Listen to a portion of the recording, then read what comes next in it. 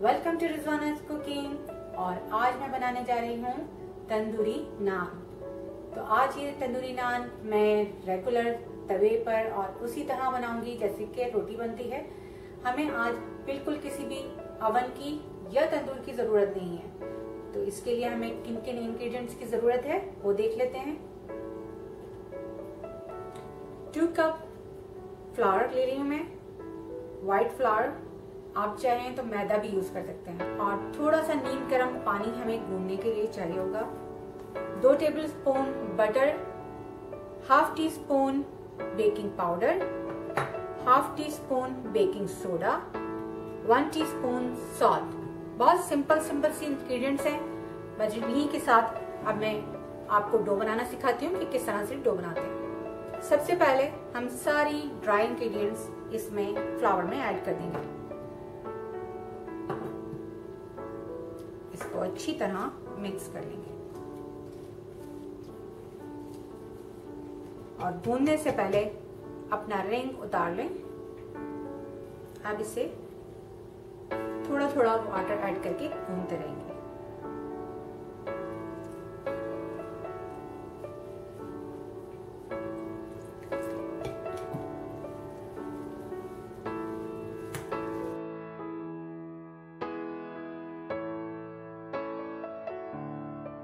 जबरदस्त ये आटा गूंद चुका है।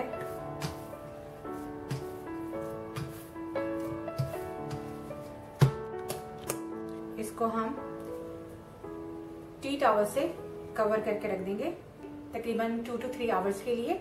जब ये डो सॉफ्ट हो जाएगा, सेट हो जाएगा, तो फिर हम इसकी नान बनाएंगे। इसको हम थोड़ी सी नीडिंग करेंगे। अभी बहुत जबरदस्त आटा गूंदा हुआ लग रहा है। ये देखिए कितना जबरदस्त गूंदा हुआ है।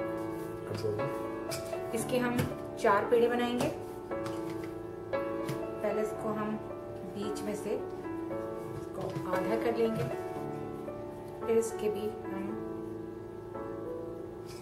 2 पीसेस कर लेंगे।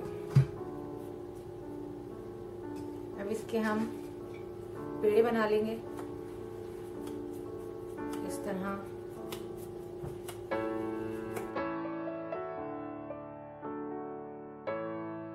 ऊपर का पार्ट लेके नीचे इस तरह आप इसको फोल्ड करते जाएं। बहुत स्मूथ सा पेड़ा बनेगा इस तरह। इसको कवर करके रख देंगे टी टॉवल से तकरीबन हाफ एन आवर के लिए। अब इसकी हम नान बना लेते हैं।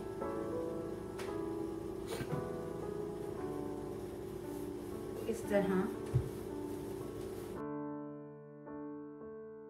और इसको रोल आउट करने के बाद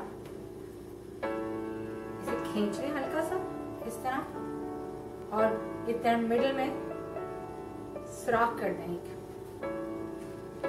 इसके बाद हम थोड़ा सा पानी लगाएंगे यहाँ और इसको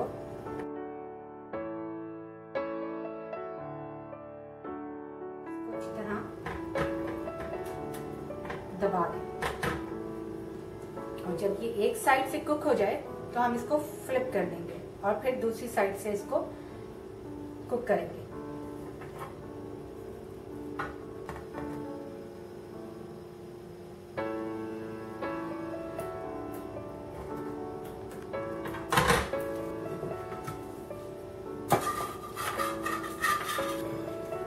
तो ये नान तैयार है। इस पे थोड़ा सा बटर लगा दें।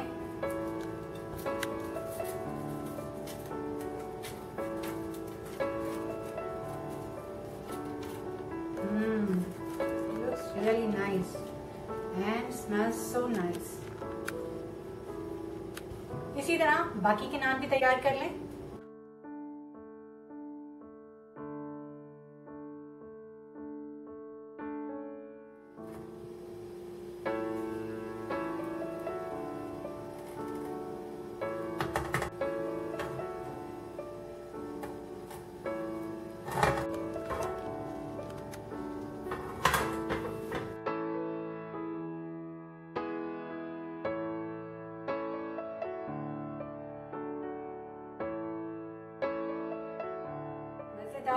नान तैयार हैं जो कितनी इजीली तैयार होते हैं घर में।